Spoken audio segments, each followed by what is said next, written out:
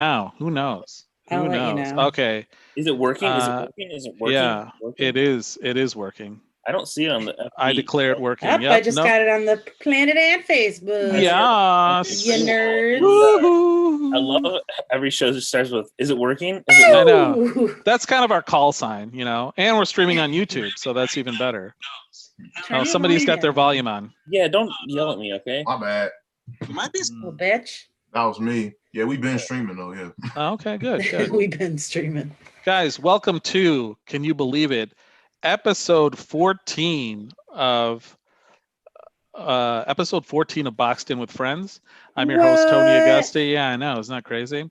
I'm your host, Tony Auguste, here with Kate Holmes, Kyle O'Neill, and Jake Russell, Caitlin, Nick, and Andy Maz couldn't be here because they've previously all performed in blackface, and we don't deal with that anymore, guys. We're just following the lead of everybody. Yeah, canceled. No, they've never performed in blackface. They're all pro BLM, but they just couldn't make it today for a number of reasons. But they are here in spirit.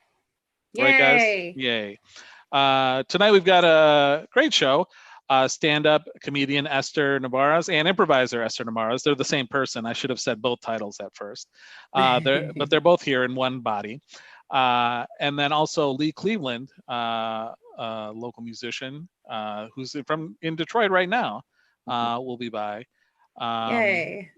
So, since Kate's the only person here of the female persuasion, we decided that our hot topic for today would be it's like every other improv set. Ask Kate womanly questions. This was Kate's idea, by the way.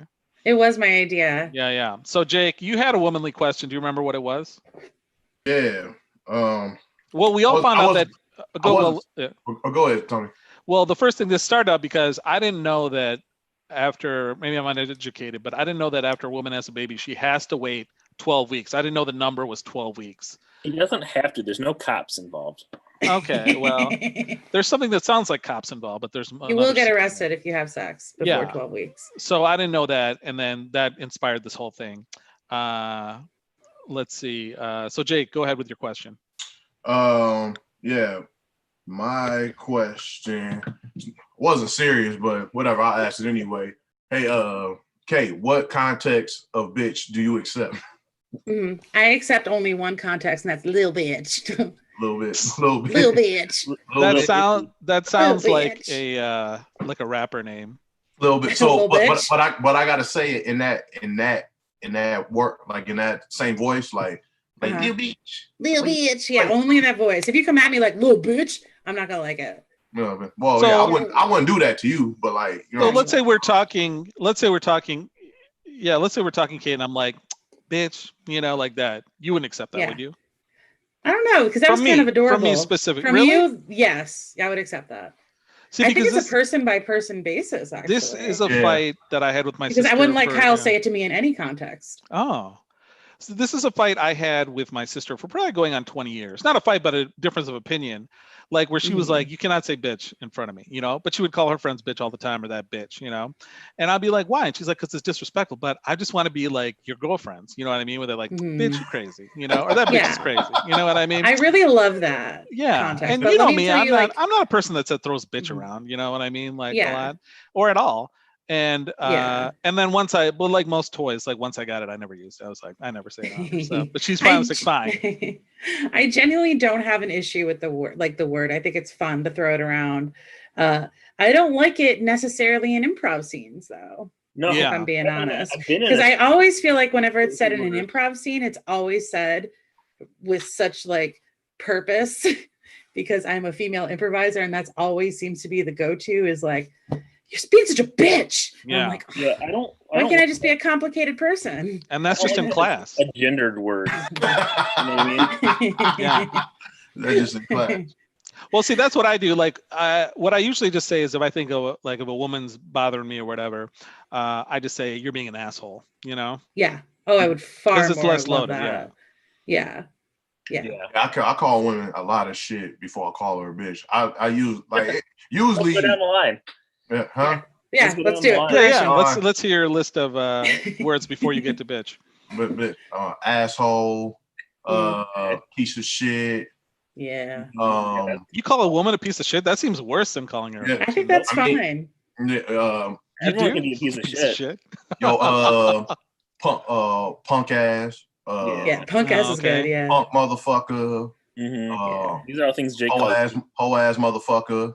Whole ass. Ooh. Like shit, or like shit like that. Like, you know what I'm saying? Like, But you also call men that too. You said what? You also call men those things. Yeah. Yeah, like you know what I'm saying? Well, I'll call a man a bitch before I call a woman a bitch. Yeah, same. Yeah, same. Yeah. It takes a lot for me to call a woman a bitch. Like, she has to piss me off, like, beyond, like, just beyond, like, just beyond pretty much for me to call her. Yeah. Like, it takes a lot. If I call a girl a bitch, like, and with like just purpose, very stern, I'm pissed off. Like, she. Now, would you ever call your mother a bitch, Kate? No. Me call my mom a bitch? Or saying you're being a bitch? Fairly sure I have. Really? My Okay. whole life. I would never. I was not a great teenager. Upon fear of death, I would not do that. Well, my mom's I only feared my dad. Oh, really? My mom isn't. She wasn't an immigrant. She's like a tiny little Texan. Oh, you know what I mean? So my dad was the foreigner that I feared. My mom was like a little mouse. Like, build a wall around this guy. You know what I'm saying? Foreigner that I feared. That's I know. That was very. That's the story I'm writing. I love my dad very much. He's hilarious. He's not terrifying. Would you ever call your mom a bitch, or have you, Kyle? No, I would never. I might have as a teenager, and so you did. I don't know. I don't think I did. I think I said fuck you to her once, and I instantly regretted it. Did you get spanked? Or did she cry? That would be the worst if she started crying. Yeah. I don't think she cried, but she got very mad, rightfully so. And I that's all I remember about that situation. Oh, so you blacked out. She must have beaten you senseless. Now, Jake, have you ever sworn around? Do you swear around your mom, or you call your mom a bitch ever? Or do you ever relate a story like bitches be tripping? I could not imagine him. No, I never called my mom a bitch, and never. Yeah, I haven't either. Said bitch. I really don't cuss around my mom like unless I'm like really mad. Yeah. Like unless I get really mad about my mom, I generally don't cuss around her. I don't swear. Or if somebody else pissed me off, like me and my mom somewhere, like there was this time I was driving, and this is like right around the time my dad died too. Like we was I forgot where he was at, but some asshole was just mad because we were in the way. Bitch. Bitch, this guy. And he drove all he had to do was go around us. I think we was at some like Salvation Army or somewhere. We just like give us some stuff away or whatever. And he was just grilling me and my mom. And like he you know what I'm saying? He's looking at my mom, cussing at her. So I just went ballistic. Like I cussed him out. You know what I'm saying? And I got in his face, and my mom got scared, like leave him alone. He look crazy, he a white dude, he got tattoos, he look crazy and shit, all that other shit. I just got mad, man. You know what I'm saying? Yeah, no. But was she also secretly proud of you? She was like, that's how you do it. Yeah, I'm pretty sure she was. We never really talked about it again, but like, she know like I ain't gonna like let nobody disrespect her and shit. You know what I'm saying? I think that's endearing because you were protecting her and you were kind of like standing up for her a little bit. But like, I love that shit. But she was more scared. There's nothing sexier than a man protecting his mom. Yeah, answering a question from Mahmood in the chat. I don't want them to curse, Mahmood. He's like, Tony, why do you want them to curse? I'm like, I don't want them to curse. I was just curious. It just got on, You know what? I was at a Thanksgiving dinner at my aunt's house, and we were just like all sitting at the table, and my aunt just looked at me, and I was like, in my 20s at this point, and she was just like, do you swear? And I was like, I guess sometimes I've sworn. Like, what? And I didn't know how to answer that, but I have said a few swear words in my time. What? Yeah. I don't know. I feel like we grew up swearing in my house. Yeah. I've never heard my dad swear. To this day. See, my parents swore in another language, which was fun. Same, yeah. The only time I've ever heard my dad swear is I have a wallet that my friend gave to me when I stood in his wedding, and it has Snoopy laying on his doghouse, and it just says "fuck it" under it. Yeah. And then I showed my dad that, and he just looked at it and he goes, "Fuck it." That's the one. That's so precious. Your dad is a literal angel, Yeah. Kyle. Jake, were you gonna say something? No, I just said say like back in like I never really like there's a lot of guys who refer to women as bitches, like when you refer to women like bitches be doing, bitches be this, bitches be that, shit like that. Yeah. I never did that, but I did do like I did say, man, these hoes getting on my nerve. These hoes. I like that though. That's much better, much more respectful. No, it's much more respectful. These hoes. But I call myself a Lil Ho every day. That's also a good rap name. I'm surprised there's not a rapper called Lil Ho. Albeit. Could be Asian. But one term that cracked me up is when women are referred to as heifers. I think that's hilarious. I love that. I love saying that. That's what I say to my group chat of girls. I'm like, you heifers aren't listening to me. That's what I mean. It's usually women referring to other women. I don't really hear guys saying that. That's true. Yeah. Like these broad is another one. Another topic. I'm going to switch hot topics on you. With the protests going on, we're still hearing stories of people getting killed by the police, people showing up hung from branches from alleged suicides and stuff. Do you think that the Black Lives Matter movement is cooling the momentum of it? Because it seems like, I'm just saying, like in terms of media coverage, I've noticed that there's more stories about Corona growing and stuff, and not that it should be, but what do you guys think about that? And what are ways to keep it going? Because I think it's, this is my concern, about with the protests, like, is it just going to be the protests? Are people going to move on to the next thing when really it should be about affecting action and change? Well, I think it's still like every city is still having protests every day. And like just yesterday, like Detroit police like ran over a few protesters. Yeah. That video was fucking nuts though. Yeah. So I don't know. I think like especially just with how crazy everything is, like they're not going to stop, and they shouldn't stop because like we have like slowly seen little change, and I don't think it's nearly enough, but it's starting. I just saw an article today that LA is, has a proposal to defund the police budget even more. I read I saw the link on a Fox News article, and so I read it from that source, and the article's written as if it's a bad thing, but oh really? Yeah. I also saw that Mississippi is talking about taking steps to remove the Confederate flag from they already voted on it. Yeah. I mean, so it's a done deal. That should be a no-brainer. Like that's huge, though. It is huge. But I totally don't understand. Like Trump signed an executive order that protects statues. Well, I mean, you could go on and on about, this could be a whole show about how what a wackadoo that guy is. Executive order to protect monuments and shit. Shit.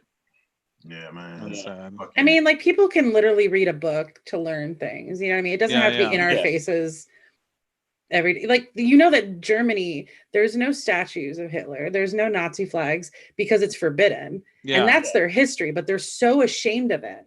You know what I mean? They're so remorseful about it that they don't want any of it displayed, but you can still learn about it. Yeah. So why aren't we shamed? Yeah, we should be. We should be totally be ashamed. Because we have some of the most stupidest people on the planet. Well, like look at how our country's handling Corona. Like we're the absolute worst. Like we're like spiked way back up to where we were. Well, I was just reading a thing today. I forgot, maybe when you posted it on Facebook, it said there's only been 6 cases or something, or 6 Corona deaths in Hong Kong because people wear masks. You know? Yeah. It's so simple. 85 cases in Lansing at the bar. Yeah. Oh, at Harper's. As soon as I saw that, I was like, it reminded me of Harpo's. Some of you might know. Like, I know Harpo's, which would make sense as well.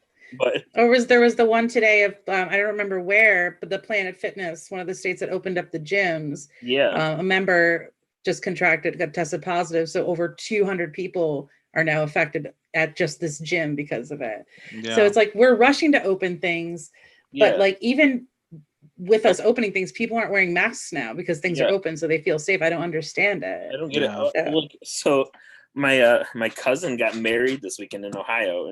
Congrats! Yeah, we should mention. Did we mention last week that Kyle's back in town?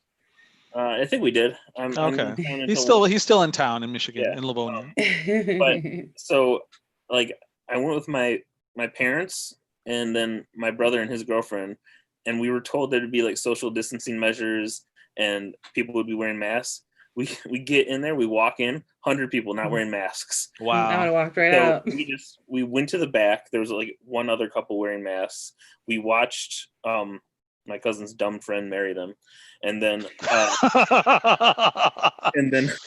and then you want to shout out your cousin? Hi. No, he just the guy married him just made it about him. I felt. Oh, that's the worst. That's not fun. But anyway, that reminds me of a story. No, just kidding. All right. And we just my parents especially didn't feel uncomfortable, so we just left. Yeah. Is it too late to give back take back your gift, or did you buy it online? I didn't have a gift. Oh, you didn't get them a gift? No, I did get them a gift. I gave it. I made sure I left it. You should have swapped it out with a box of masks. Yeah, that could have been the gift. Mm-hmm. You know what? Why don't we bring on our guest? That's a segue for you. Good, because there's Speaking too of much dick energy in this room. Yeah. Later on in the hour, second half of the hour, Lee Cleaveland. But our first guest was, I guess, supposed to be on last week, but couldn't make it. So we spaced out her into this week. She is a member of the Detroit. She's a transplant member of the Detroit community, now living in LA, pursuing a comedy career and other things. Ooh. Please welcome, she's a stand-up and improviser of some renown. Please welcome Esther Nevarez, everybody. Yay! Hi, Esther. What up, though? Hi. Thanks for being on. Sure that you can hear me correctly, because I know last week Jeff. No, it's a good volume. Yeah, well, we should say you're an audio engineer by trade. So I was, you're really? Of any guests that we've had on, I'm probably the least worried about your audio. Like I didn't even do a test call. I'm like, Esther knows what she's doing. I can't hear what you guys hear. So if you hear something, let me know and I'll turn it down. Okay. That sounds good. Yeah. Cool. So you're out in LA now, and how are things out there in terms of everything that's going on? How long have you been out in LA, first of all? Not that long. I have been, I'm trying to set this all up so this doesn't all look super weird. I have been here since May before last. So a little over a year now. Okay, longer than I thought. Yeah, which I asked some friends of mine here. I was like, "What? I feel like I just got here." So I don't know how that translates to everyone else's experience. And they said, "Oh yeah, it takes they say after your second year. So they say like in your third year, you start sort of feeling like, oh, I feel like I've been here for a minute. Like you're an Angelino. I think that's what they call them. That's good to know, because I've been there like 8 months, and I'm like, I can't. It doesn't seem that long, especially with all that's going on. Yeah. Have you two run into one another? Yeah. Yes, we have. Yeah. She's been very cool. My number one friend in comedy in LA. Oh. Yeah. What are some things you guys would do together? We would improvise. Wow. Go to the jam and then trying to just find other jams. Well, within the jams in LA are hidden pretty much, I would say. They're hidden? Really? Yeah, they're not. Where do you guys go? One is like are they cutthroat? No. They're just not, nobody cares about them, or people just don't advertise them? I think I don't know the best way to find them. So I guess they don't advertise in a way that I know how to figure it out yet. Exactly. I feel the UCB one that's like really like well attended every week. Mm-hmm. The other ones have been like yeah. And as we all know, UCB is going strong. Nothing to worry about there. Yeah. Ooh. So you live with Jeff Horst, who was our guest last week. Yes. And he moved out there a little bit ahead of you. Is that right? Or no? Did you both go at the same time? Okay. No, so was that a little easier? Yeah. Yes and no. Yeah. He moved the January before last. Oh, okay. So he's been here a year and a half, and I've been here a little over a year. And I mean, I thought it was good for him to come first just to see what he was getting himself into. And so that we both weren't like diving in full force just in case. Yeah. But then, I mean, it was hard just being apart for that long. And Sure. then he went back to Michigan to help me move. So he was back in Michigan for a month, and then we drove together. Wow. So you are going, so that, you know, that's something you don't see. I mean, you see it in the Detroit community, but not too much, but kind of like a classic story of that. If you really want to go full force after it, like a career in entertainment, you go out to LA or Chicago or New York. Had you been thinking of this for a while, or is it something you guys decided as a couple? Like what prompted your decision? Were you like, I'm going to LA, you can take it or leave it, Jeff? And then, or how'd it go down? No, he always knew that once he figured out that he wanted to do comedy no matter what, he knew he had to move, because everybody says that, especially with stand-up. Yeah. Like with improv, I feel like if you just find a strong community, you get opportunities and you can, you know, be fulfilled and everything. But with stand-up, I feel like it's a constant, like, when are you going to move? When are you going to move? Don't get stuck here. You got to move. So he knew he wanted to move. And so he started looking into the cities that were options, and Chicago really felt for most, it's for most people, it feels semi-lateral, like, and that's only a compliment really to Detroit. Detroit just came up and hasn't stopped coming up. Stand up.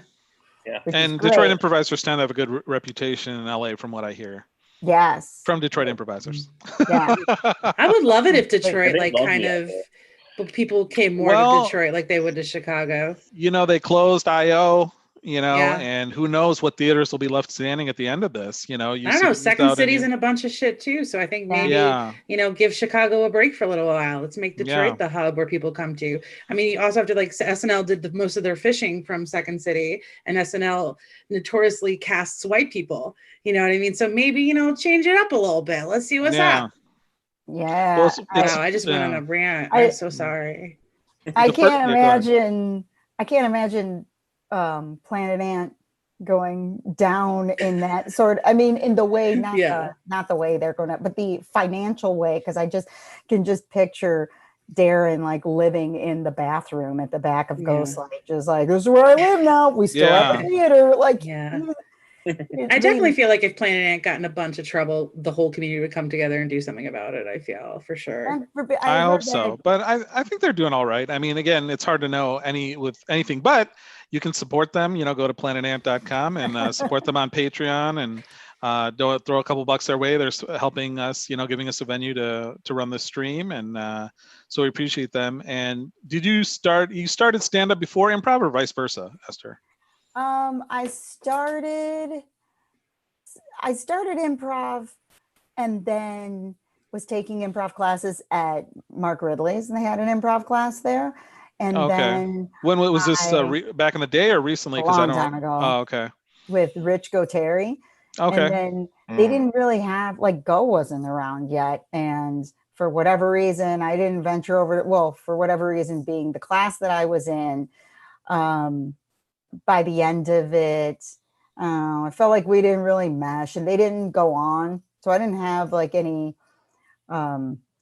to like go on with. So because I was just kind of alone in that way, I just did stand up because there was a stand up class there too. So I ended up doing stand up and improv at the same time, and felt like there was nowhere for me to go with improv, or no way to judge if I was good. Like, it was a weird situation. And so was that was the name Bill Bouchard? He did the stand-up class. Yeah, so you took that. Yeah, I've heard so many improvisers like all talk about him, and I've never really heard a bad word about him. Yeah.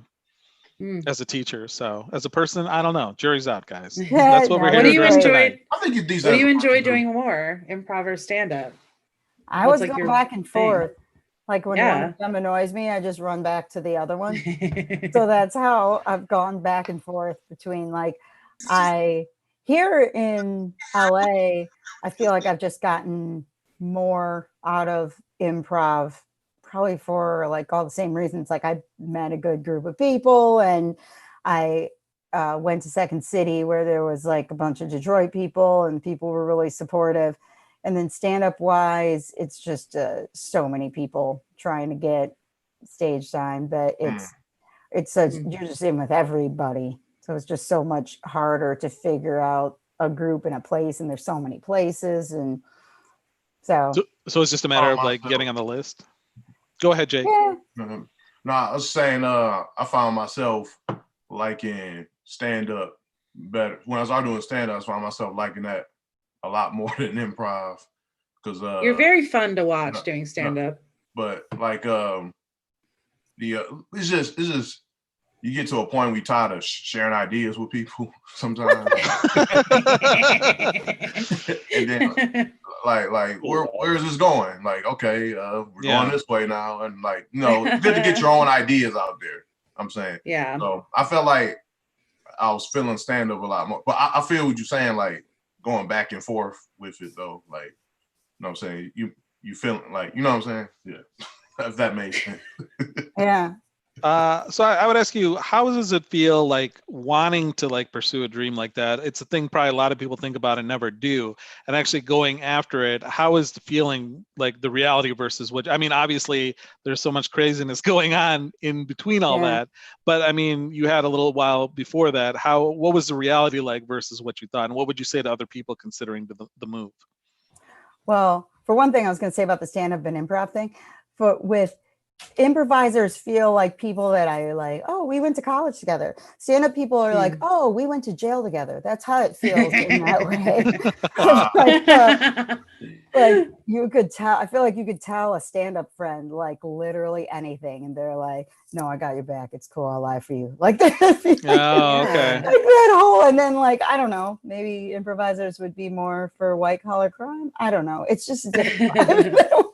You're on point. I feel like improvisers back, but they get you as opposed to like kill a man. I don't know, but they're really cheerful, right? They tap each other in the backs. They get really excited before shows. Like, we're gonna do this. 1, 2, 3, 4, 5, 6, 7. Stand-up comedians, they just like they do a line of coke and they get real sad, and then they just go and they just do it. I feel in LA that they like the stand-ups shit on improvisers a lot more than they. Yeah, which I think is just so stupid. But I've met a lot of crossovers here too, which is very good. Yeah.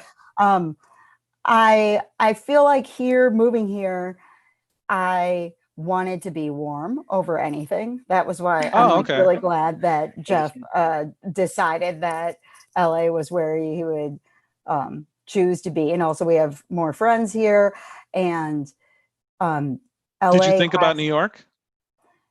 We went and visited, and it's more it's potentially more like stage time stand-up wise, but not as diverse as here, and in what you can do with it. I feel like in LA, if you come up with some kind of idea other than, like stand-up translating over to another sort of entertainment idea, those opportunities are here more potentially.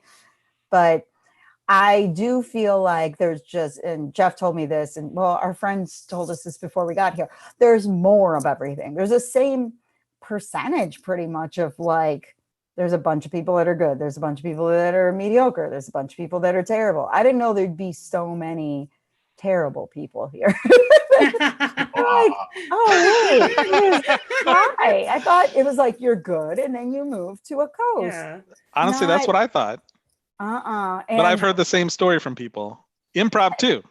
Oh yeah, both for sure. Because I think of like all the amazing improvisers that we all know, and they would blow the minds of most of the people that I've improvised with in LA and the jams, just everybody, Yeah. I mean, I've seen amazing shows. I've seen great shows. Like I live around the corner from UCB, so I could walk there, and I saw some of the coolest shit, but that mentality of like, I'm not good enough to be in LA. No, that's not a thing. That's for sure not a thing. So that's what I would tell of anybody who wanted to go. It's more of making an opportunity with who you are well, people always said, it's who you know. And I used to think that was like a shitty, like, oh, it's who you know, name dropping, blah, blah, blah. But no, it was actually literally just, you know, somebody, and they know, they like you, and they think you're not crazy, and they think you're good at what you do. So, oh, here's an opportunity I have. I'll call that person because I just talked to them and they're nice and they deserve an opportunity. That was the who you know. So I came in defensive of just like the, oh, So Yeah, you know when cynical. you actually one question. One comedian told me that like he's back and forth between Detroit and LA. He was telling me that like there's like a lot of people like who come from like New York or Detroit or what who come or go out to LA, they kind of like blow the LA people out, like they blow them out of the water as far as talent wise, because like the mentality, like the LA mentality, like the California mentality versus like kind of like the Midwestern mentality, stuff like we've that. seen some shit. Do you agree with that? Esther? well, How badly have you been blowing people out of the water? That's what Jake wants to No, know. well, I'm saying like I don't know. He was telling me like no, like a lot of Cali people got a lazy mentality or something like that versus. I know like the Midwest, people talk about the Midwest work ethic here. And I've heard that just in my like job too. They're like, people will give me advice on just trying to find work as an audio engineer. And they're like, oh, well, they'll already know that you're a good worker because you're from the Midwest. Like that's already a thing. And then Detroit has a great reputation stand-up wise. And I have seen people from Detroit like get open mics and such, like go up and blow enough people there from Detroit have blown people out of the water that already people are like, oh, you're from Detroit? Oh, okay. Well, then we already know that you at least came up around talented people. And it's pretty much, I mean, with improv too, like I saw, Bottle of Red with Nancy and that was recently, right? This year? It was this year. Yeah. That the people in my class, some stayed to watch that, and it was just like improv group. They came on, and everyone's like, "Holy shit!" Like, like, they're just so incredible, really good. Yeah. But I feel like we're spoiled with in Detroit. Yeah, and I don't know why. I don't. It's just I don't know if it's one of those things where it's like, you suffer through Detroit being a hard environment, so then just art comes out better. I don't know. Yeah, you gotta laugh at something, And tying on to that, you mentioned for class. This is class out in LA. You're in the conservatory, right, at Second City in LA. Yes. And you're also part of a troupe called Brawny Comedy. Am I getting that right? And you actually have shows. If you search for, is it just Brawny Comedy or the Brawny Comedy Show? The Brawny Comedy Show, but I think Brawny Comedy will come up if you go on YouTube. You have 2 episodes up. I've seen them both, and they're very well produced, and there's some funny stuff in there. Yay. And can you talk a little bit about how you've been doing that? Just because so many people have been talking about like, well, I don't know what I'm going to do now, or I'm like not doing anything. But you guys have managed to put complete 20 plus minute shows together, which is very impressive. So if you could talk a little about that in your class. So it sounds like, unlike your Mark Ridley's class, you found a class that you stick with. Well, what happened was I got to test into the conservatory, which is cool, at Second City, because Planet Ant has a good reputation because of Nancy. So and you made it, so there you go. I got to, reputation deserved. I got to skip improv 1 through 3, and then while I was in Conservatory 1, they had a sketch show audition. Their sketch troops, they do it a little different than Planet Ant does, in the way of you audition to be in a sketch group, and then they have this sketch group go on and write their shows, and they get a director. So we did that right before quarantine. I auditioned and made it with a bunch of other people who I think all of the people in my sketch group have already been through conservatory. They've already graduated. So they threw us all together. Then our first meeting was on Zoom. And we're like, what do we do? It just was the beginning of quarantine. Like, okay. And our director was a guy named Billy Bungsworth. Hope I'm saying his last name right. Probably saying it wrong. Sorry, That's Billy. fine. He'll No, probably he'll really drive you not. out of the business. But, It's Bosworth. but he does a show with Second City that Second City put out on a network called Topic, and it was a quarantine show. It's called the Last Show on Earth, I believe, and it's really cool. It's a sketch show, and it's kind of like how SNL put out their sketch show during SNL at home. And yeah, it was a lot like that. So he motivated us to be like, well, we can't be on stage, so let's just produce a show. And then after the second meeting, he left us, and then we were like, oh, should we just do it? So they were the people in the sketch group were like the group that like when I was trying to find improv and trying to figure out improv in LA, Jamie Moyer was like, you'll find your people. She was all excited. She was like, oh, you just wait, you'll find your people. And so those were that's a pretty good impression. I like that. And I'm not even doing my I know, I could tell you're holding back. And I'm like, holding back, trying not to, just in case. She loves it.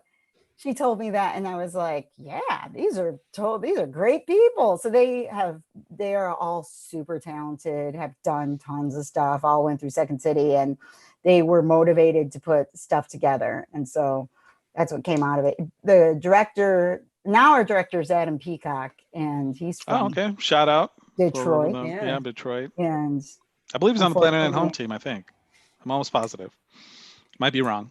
Yeah, I know he went through Second City, Detroit, and then went to Chicago, but they're meeting right now, so I know he's not watching. Yeah. Now it's time to talk shit. Yeah, come a little bitch. Yeah. But that was kind of that was all the inspiration, and then they like one of the women in the group, her husband is a professional snowboarder, and he makes snowboard videos, and it was just like another one. Her boyfriend is an artist, and he drew our stuff. And then one of their significant others composed the music. And it was just like everybody wanted to work together and help. And Jeff's been in some of the stuff. And yeah, I've seen him. Yeah, in the car wash one. It looks like they sprayed right into his car on that too. So I was like, that's commitment. They got around it, but I was super impressed. Their production quality. Yeah, I was too. I was like, oh, this is like the LA difference, maybe. You know what I mean? It's just like it's just well put together. Even like the little blackouts you have with the Brawny comedy, like little workout themed things that aren't even like it works. It flows very well. And I was like, oh man. I posted the YouTube link if anybody wants to go and check it out in the chat. Yeah, I also posted on YouTube as well. It's worth watching both episodes. Do you have like a schedule those? Yeah. That is the thing that is a big difference. It's like in Michigan, show people stuff, cool, great. In LA, it's like, oh, I'm going to show my manager this. Oh, I'm going to make sure my agent sees. I was like, you have an agent?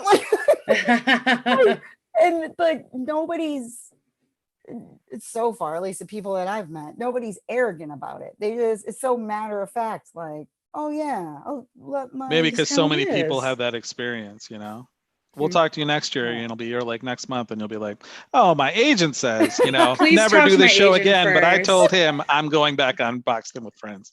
Oh my god! Well, Esther, we actually make you sign a contract that you can never say no to us. Yeah, you can never.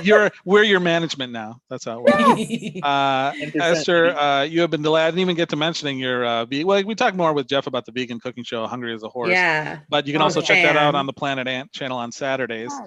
I love it. Actually, we were wondering, you want to hang around with the friends for the rest of the show? For sure. All right, cool.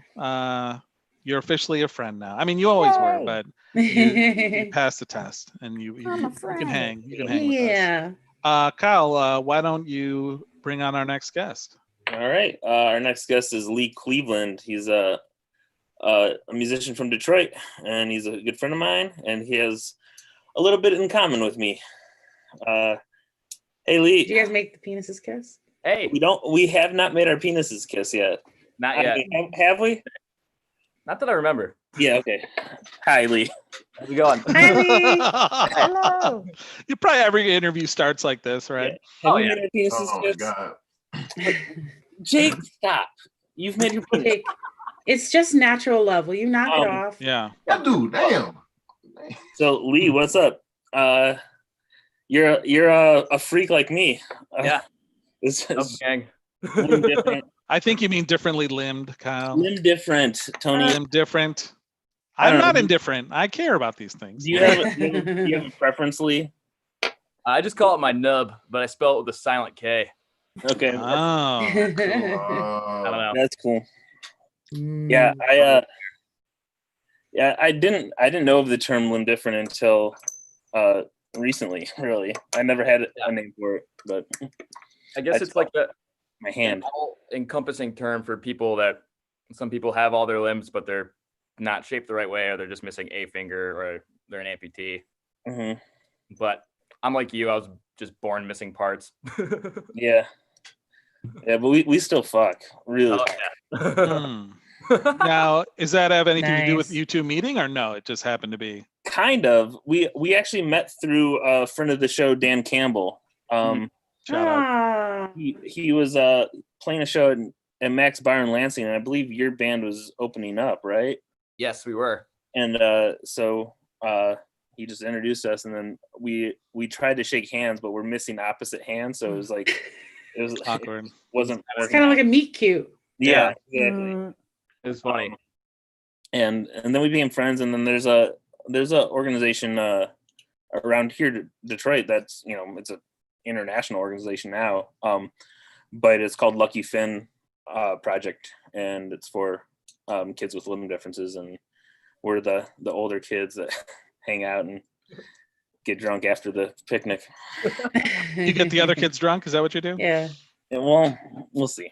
That's why they call him Uncle Kyle. Yeah. It's Uncle Kyle. Yeah. It's like, why is that man at a picnic with a bathrobe? Lee also, right before I moved to LA, I had like a little going away thing at Planet Ant at the Ghost Light, and Lee he got me a going away gift that was like he brought me a box that was wrapped in like wrapping paper, and I opened it, and it was all just his left-handed gloves. One man's trash is another man's That's treasure. really nice. Wow. Oh, you have a. Wow. That's so funny. Yeah, because when we met, we're like when we couldn't shake hands, we were like, we should go glove shopping sometime. There's a bit. Save a ton of money. Yeah, we're gonna do a show called glove shopping. I think there's a site, Jake, but you might know about it, but like for sneakers, like if you have like one foot or differently limbed on one foot, like they match you up with somebody who has the other foot, missing, and then you can like go in on shoes together. Yeah, Jake, what's that website? Yeah, Jake, I don't know. help us out, dude. Theotherfoot.com. Are you Obviously. Otherfoot.com. Yeah, classic. I don't even know if Tony, is this a real thing, Tony? No, it's a real thing. It's a real thing. I kind of don't believe you, but You can't tell it's a bit anymore. That's fair, but it is a real thing. God. I'll look it up. Yeah. Even I have some standards of decency. So Yeah. They thought I knew because I'm a shoe guy, but I have both my feet, so I don't. Oh, Jake. Don't brag about it. Rub it in, why don't you? Jesus. I don't want you to be offended. You thought I would know Read a shoe the site room, just because Jake. I'm supposed to. If anybody should be offended, it should be me. No, it should be assume I do. gratified. And to be fair, I thought you would know about it because you're black, not because you're a shoe guy. You see? You fucking see? You see? How am I getting away with it, Jake? I don't know. It's not the time. It's not the time for No, jokes that's like race. that. Right there. It all goes back to race. Yeah, it does. Man. All right. Anyway, let's get back to Lee. Sometimes I wish I I'm was so white. sorry, Lee. Usually there's other women with here who help me reel them in, but I'm the only one. Thank God Esther's hanging around with me. Sometimes Oh I my wish I God. was white and missing a limb. It would be better. careful what you wish for. That's what I said once, and now look at me. Yeah, Kyle used to be black, Yeah. and then he was at a carnival, and then there was this like big genie thing, and he made a wish. They've made a whole documentary about it. I think Tom Hanks was in it. You've always been white, Lee, right? I think so. In this life, at least. I don't think so. I don't believe you, but Got some soul. This is going good. This is going real good, guys. This is the show, so Lee. great. Lee, this is Not the show. offensive. Esther's like, I stuck around for this. Yeah. I just want to make vegan macaroni like normal. I remember when Jeff bounced so quickly last week. He was like, "Hey!" He just clicked off. Lee, you, in addition to being a musician, you have a theater background. I do, yes. I grew up doing theater around Detroit. My parents are theater people. Which theater, or like just a bunch of local theater stuff, or? Yeah, my dad worked at Meadowbrook for years and years in the gem, and so I grew up doing stuff around there. And my mom's taught at a million different high schools in the northern Metro Detroit. I ended up going to MSU for theater and film, and then now I've been stage managing at the Jewish Ensemble Theater at West Bloomfield for about a year. Oh, okay. Were you when Margaret Egwertowski did cast there? Were you involved or no? I was not. I didn't come on board until like last fall. Okay, that's awesome. And you were doing some Shakespeare in the Park in Royal Oak too. Yeah, that was last summer. Just doing the gigs that you can get, you know. Yeah, that's cool. My house Hello? phone. My parents have a house phone still. Mine do too. I'm back in Detroit. Shut up. Answer it. It's not anyone. I'm sorry, guys. This is so embarrassing. Classic. Really, I don't feel embarrassed at all. So. What's that? I don't feel embarrassed at all. I feel delighted. Good. I'm glad you're not embarrassed. Yeah. Lee, tell us about the songs you're gonna play. Or Esther. So this song is from my band, Lee Cleaveland and the Left Hand Band. It's alliterative and a pun. We'll put a link to your Spotify stuff. Yeah, I'm doing that now. Chats. Cool. We recorded this song back in December with our buddy Rick Johnson over in Grand Rapids, and we were sitting on it for a while, and it's called I Want to Die with You by My Side, and we were hesitant to put it out because of the pandemic. We were planning on putting it out mid-March, and we're like, I don't know if we should be putting out a song called I Want to Die, but we thought about it, and it just kind of became a quarantine and chill kind of rock and roll song that we've been playing up until everything went down, and it's on Spotify and everything. And yeah. Okay, let's check it out. Everybody go on mute, please, except for Lee, obviously. But Lee Cleveland, check it out.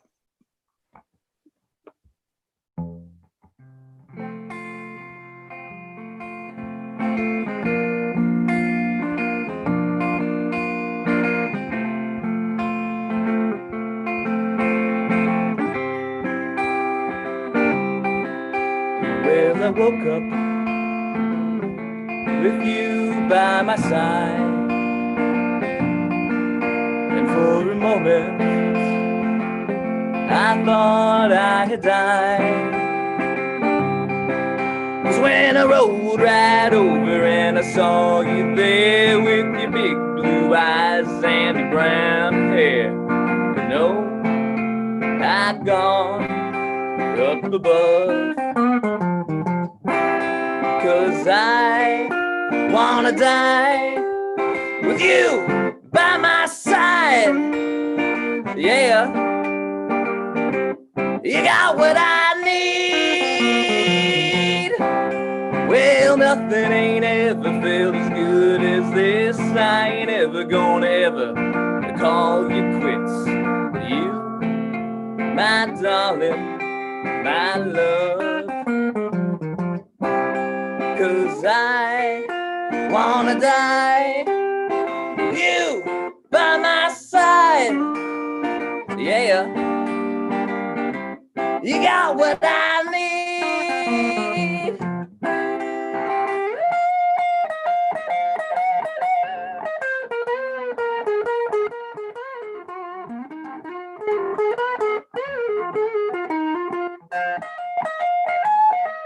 'Cause I wanna die with you by my side. Yeah, you got what I need. Well, thank you right now for loving me, for making making me as happy as I can be. You, my darling, my love, 'cause I wanna die with you by my side. Yeah, you got what I need.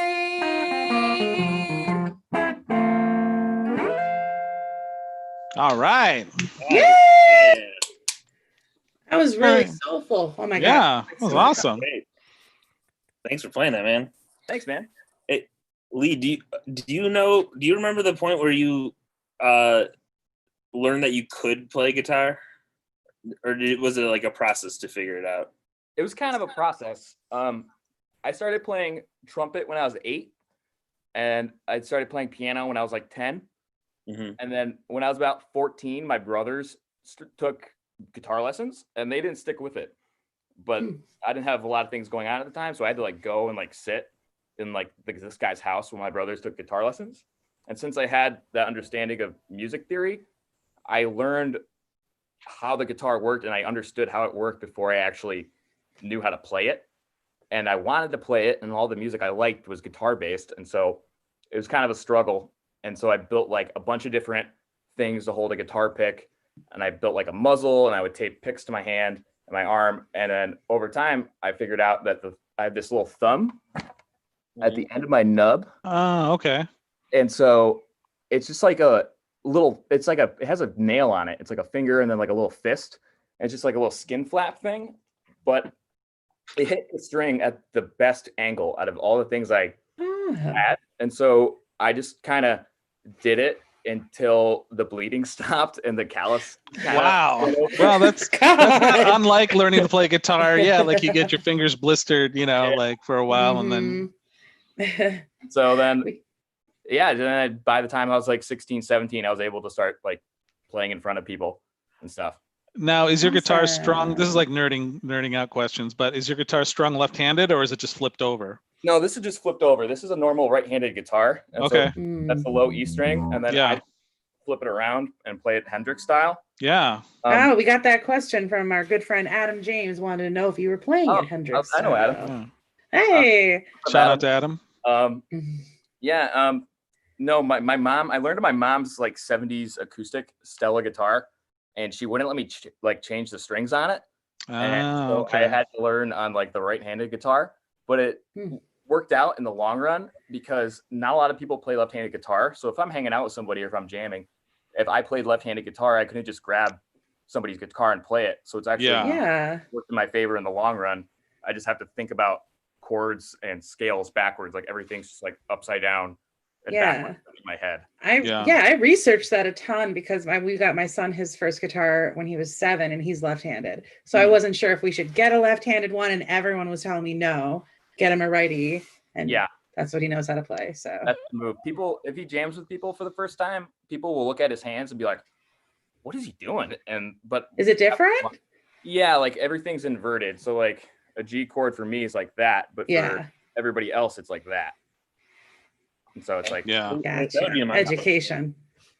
Yeah, I'm left-handed, but I play right-handed guitars just for that reason, because my friends would come over and just like leave their guitars, and there's no way I was restringing them. Plus, I was too lazy to even try. But they make left-handed models, for if you're so inclined. But you sounds like you would be confused, like, or are you like ambidextrous? Like, could you play a left-strung guitar or no? Not really. I don't think it'd take me a little while to figure it out. And I own some left-handed guitars where it's just like, this is like a double cutout, but I have some that just like the left-handed guitar.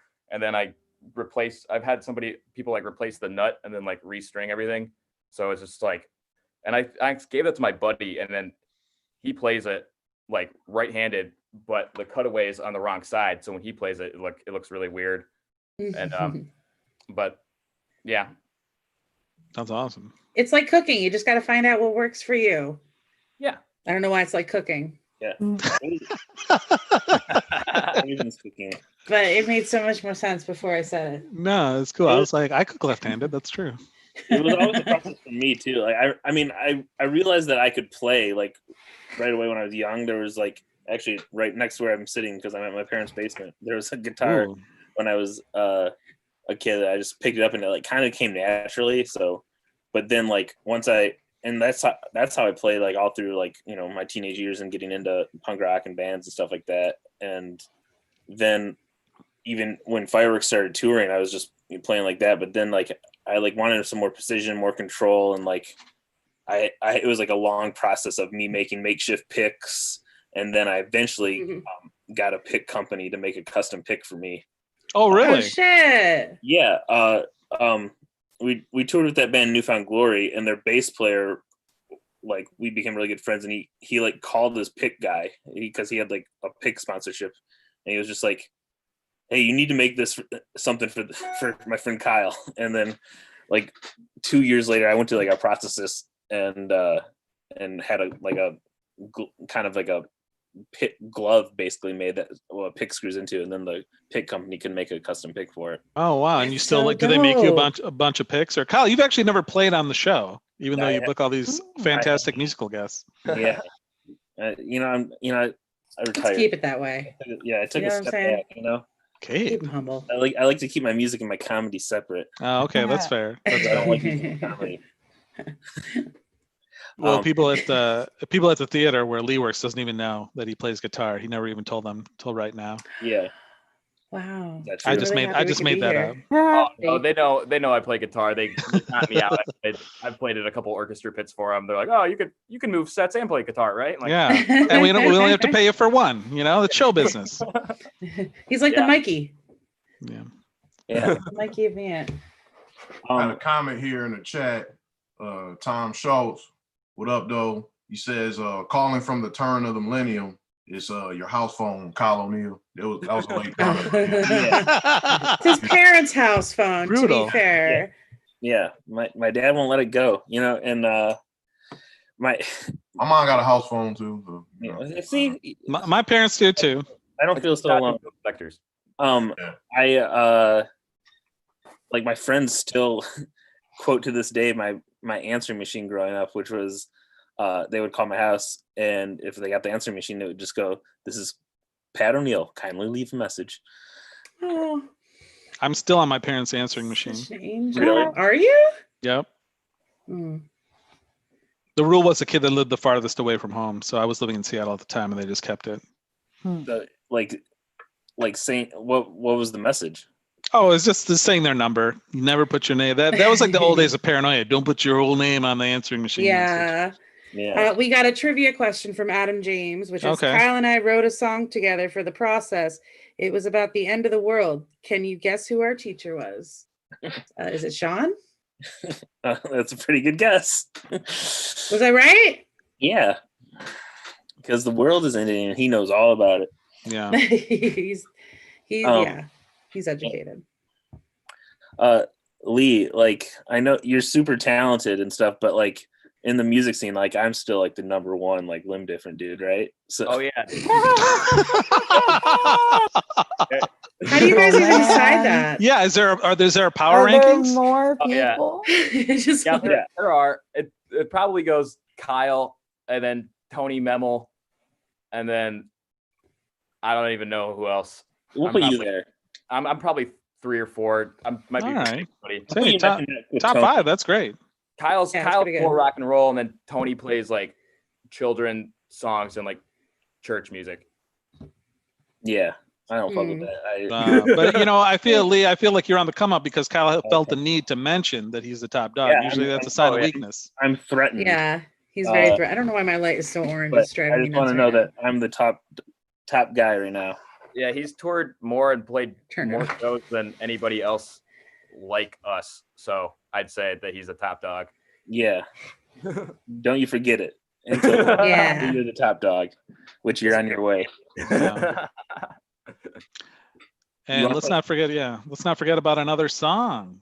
Yeah, I was just gonna say, do you want to play another song for us? Sure. This one's called "Don't Hit My Line." It's off my first EP. And this is all stripped down stuff. Full band is 2 guitars, bass, and drums and saxophone. And so we kind of have more of like a rounded out song, but I think this one sounds pretty good. Awesome. Just about getting dumped and then seeing your ex everywhere. All right, Lee Cleaveland, everybody. Just yeah. All right, take it away.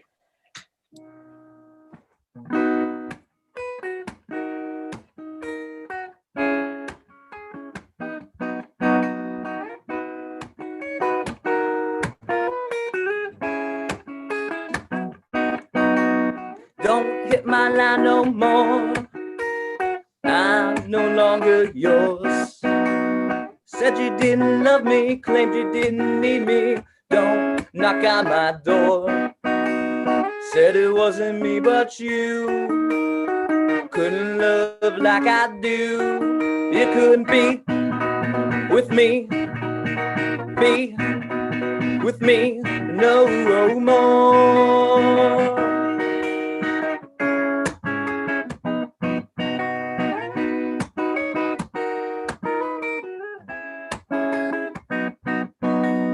Said you didn't love me, claimed you didn't need me. Never thought something was wrong.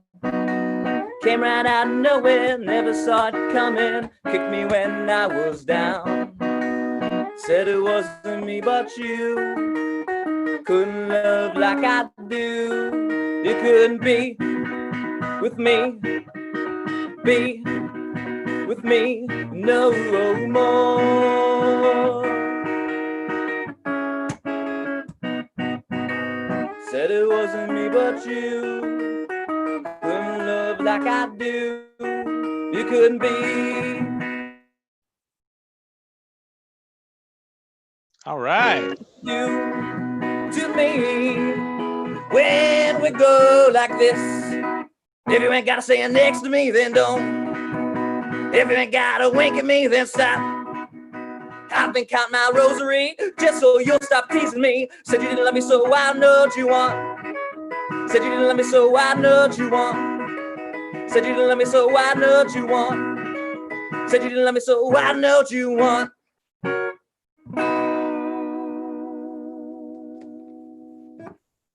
Yay!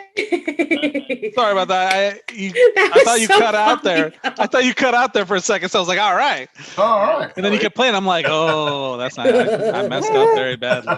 Tony came a It's little really early. funny because Yeah. we Never. can see Tony's face, but everyone else can't because it was on speaker view when he's playing, and Tony was just like, "Oh." It's really funny. But it was a great song. I'm really into your energy, man. Can you talk a little bit about what the song's about, Lee? Yeah, that one is just like it was just a breakup a song I wrote a long time Was it? ago. I guess should I say? Is it about a specific person you kept running into? Yeah, it's just somebody in a friend group, and it's like, oh, you're at my house because you're hanging out with my roommate. All right, cool, like that kind of thing. But there, yeah, we're cool. It's just like we're friends, but it was at the time it's just like it started out as a punk song, and then it turned into like a Mac DeMarco song, and it just musically was like working its way around for a long time, and then we've kind of fallen into this groove of like kind of 60s surf pop stuff. We started out, it's the band started out as just like me and a acoustic guitar and a harmonica, and it was a lot more folk punk, but now we're going in a more polished direction. Nice. What is your ex's address? I don't. I just want to get some revenge for you, man. You want to dox her right now on the stream? No, thank you. No, thank you. You have a benefit coming up, right? Yeah, I'm playing first live show in a while. I'm not sure if it's actually gonna happen or not now that the spike's going back up. But a lot of venues in Detroit are starting to open back up. So I had one for May that was rescheduled for July 11th. It's at Penelope's venue in Southgate, and it is a benefit show for the Detroit Justice Center. It's a free show, but we're trying to raise money for them, do our part, and it's half capacity. You got to wear a mask, and if you feel safe, but don't come if you do not feel safe, and be wise. And if you please donate to the Detroit Justice Center and help out protesters and everybody involved downtown. That's awesome. Yeah, that'll be very cool. Yeah, thanks so much for being on, Lee. Man, that was awesome. It was good to hang with you. And we posted the links to a couple Spotify links to your stuff, and then also some information to the Penelopes thing. All of his social media, you can follow him at Lee_Cleveland with an E. We'll paste that in there too. AVE. Yeah. Is that your real last name, by the way? Yeah. And wow, it's like you're messed up on the flyer. I'm sorry. Cleaving land. It's a pain for everybody. Yeah, there's actually a city named Cleveland, but it's spelled differently, and that's really. Yeah, The city was spelled like my last name, but they changed it. The city was founded by General Moses Cleveland, and his name was spelled like mine, but they couldn't fit the Cleveland Times on the top of the newspaper, and so instead of changing the font size, they just dropped the A out of the name. Oh. Wow, that's so Ohio, though. That's hilarious. That is very Ohio. God, how can we make this harder and dumber? Yeah. Sorry, Ohio, but not really. Do you think you're related to Old Mo? According to my grandpa, he's like a 19th cousin or something. Oh, nice. Yeah. What a legacy. Yeah, 19th cousin started. Yeah. Old Mo. Yeah. Well, I consider you the most notable Cleveland, Lee. So. Thank you. Yeah. You are of this time. I like being with you better than I you like. You are what America needs. You're gonna dethrone me as the top dog. I know it. Yeah. Enjoying my time. I'm a legend. Don't watch out. Yeah, watch out, Kyle. Lee's gunning for you. Lee, thanks so much for being on. Thank you. It was awesome. Thanks for having me. Let's hang soon. That was great. Yeah, he's awesome. I was very impressed. I've never seen a differently limbed person do the picking with the limb, just the limb. You know, I've seen like contraptions. You know what I mean? Like you talked about, and good music too. Cool guitar. Yeah, that was I nerd awesome. out on guitars. You described it perfectly as like 60s beach music. I was totally getting that vibe a little bit. Yeah, and it was cool. A little bluesy. Esther, thoughts on Leah? What'd you think of it? That was awesome. That's great. Yeah. I used to work at Wright and Philippus, which has a prosthetics department. Yeah. I didn't know that there's way less people that have prosthetic arms than legs.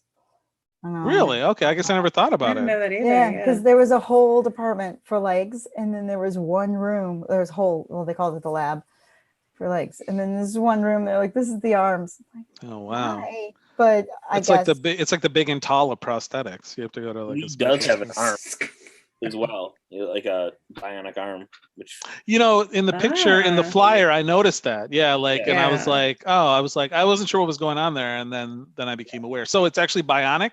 Yeah, I mean, wow. We should ask him about it, but because all right, everybody, welcome. Coming back on the show for our third hour. Yeah, I had one too as a child, and I until I was like maybe 9 or something, and I hated it because it was 80s, early 90s, and it was like primitive technology compared to I see. Yeah. But it was like super heavy and like sweaty, and like I didn't need it for anything. Like I learned to play guitar and play hockey without it. Like you could get I have a lot more anatomy than like Lee, for example, does. Yeah, but like you could actually it was articulated, like you could like grip things with it. Yeah. If I like flicked my wrist up, it would open, and then like if I flipped it the other way, it would close. So well, Kate, her makes me ask the question, Kyle.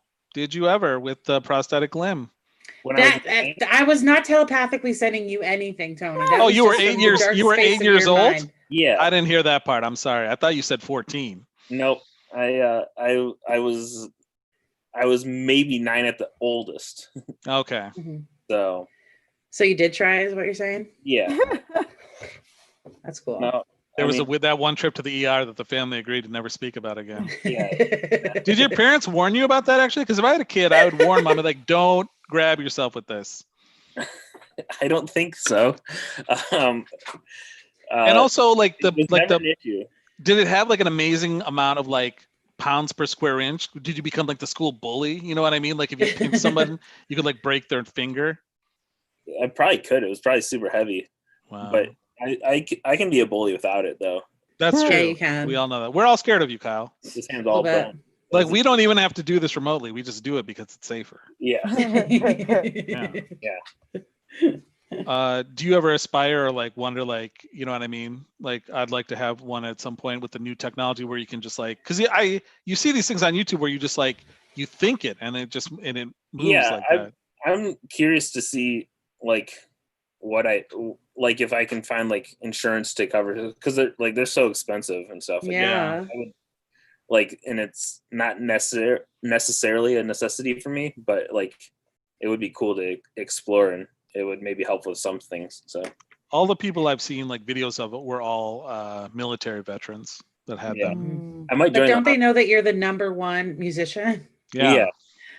And they better not forget it. And I'm going to be the #1. Yeah, you should ask the bass player. The #1 soldier in the army. From You Found Glory to get him. Yeah, ask the bass player if he can, if that pick company can make you a prosthetic arm. It's like, like it's just for the pick, but build a prosthetic arm around it. You know.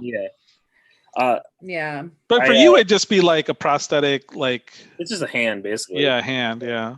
You guys know we're still on. We're still live, right? This is like is that bad? After conversation. It just felt like very much like we forgot. Yeah, I feel like we should still have Lee all this too. That's good about. We should shout out what? No, I just was saying like Lee could have been a good part of this conversation as well. I know. But again, that's a good and bad part about the show is just like there's tangent. It's just a group of friends talking, so you don't know what comes up. Yeah, really what it's real. Lee party. Well, before we leave, Kyle, did you want to plug your fireworks thing so I can send the link out? Yeah. So for the month of June, all the money that fireworks makes in our web store is going to the Detroit Justice Center as well. So it's at coldcutsmerch.com/fireworks. So anything you can do helps. So, or just donate straight to them if you don't want our merch, which is also fine too. Charlie Matt says I'm liking the conversation. I assume he's talking about the merch and not about Kyle's cybernetic upgrade. Yeah, back to being a soldier. Back to being a soldier thing. I've got accused of, not accused. I don't know what the stolen glory. No, but like people have been like have come up to me and be like, thank you for your service. Do you say you're welcome? Please tell me. One time it was like a drunk guy at one of our shows in Portland, and I got in a lot of trouble because I was like, you're welcome. And then he kept like asking me questions because he served, and he was like, what did you serve? And then I eventually like told him that I worked in administration. Deeper, and then it just got weird, and like then we went inside the venue, and then a friend that was on tour with us, like I guess during our set, he came outside and the guy tried to fight him, and then he got arrested. So wow. But why did he say that? Just because he saw my hand and thought that I was I lost my hand, and it just assumed that. There's no other way it could have happened. And that's crazy. Yeah. He's probably looking for someone to relate to. What's that? He was probably just looking for someone to relate to. Yeah. Yeah, because that was probably the most interesting thing about him. Yeah. I thought you were brothers in arms, you know? It's happened a few times. I think the other times it was like, have you served? And I'll be like, no. But it could that could have just been a question, but I don't. They're testing you. I'm a little sus. Nothing's ever enough, is it? That's what the lesson is. Yeah. Could you imagine Kyle though serving though, like for real though? Yeah.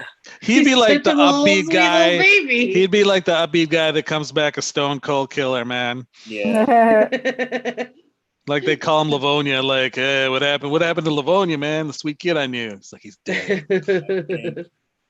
Left him back in the poppy fields of Afghanistan. Yeah, poppy changed me. Mm-hmm. Yeah. Along with my innocence. Anyway, guys, that's the show. Esther, thanks so much for being on. Check out the Brownie Comedy Show on YouTube. Check out Hungry as a Horse on Saturdays on the Planet Ant streaming channels. Anything else you want to plug? Esther Toy on all your socials? Yeah, on social media, and watch Jeff Horse Roast This Post episodes. I know he plugged that last time, but now he can put them up with a donation, and now I'm like, all right, next one he puts up, what is it? Detroit Justice League? Justice Center. The Justice Center. I like your name better though. Detroit Justice League. I don't know what is it for the for bail and for protesters, lawyers, fees and such. Now, what is it called again? I'm sorry. Detroit Justice Center. All right, Detroit Justice Center. Yeah, but awesome. This is being recorded. I'll watch it later, but no, that's what he puts up. We'll put a link for donations for that. Yeah, and if you want the next DC movie to be shot in Detroit, go to DetroitJusticeLeague.org. Yes. And you can donate to that. That's where my money's going. Sorry, Jake. Anyway, thanks to Kyle. Thanks to myself. Thanks to Kate Holmes. Thanks to Jake Russell. Andy and Katie, come back. Never again. And Nick. Do this to me. Don't forget about Nicholas. Oh, and Esther, thanks so much. Say hi to Jeff Ross. Enjoy LA. We're expecting big things from you. Blow them out of the water. And to our audience, thanks for sticking with us. Absolutely. I loved it. Thank you so much. And also our audience, thanks for sticking with us for 14 episodes, and support Planet Ant, planetant.com. The CO3 5, I don't know. Andy usually does it. It's a nonprofit. It's a nonprofit. It's for a good cause. All right. Have a good night, everybody.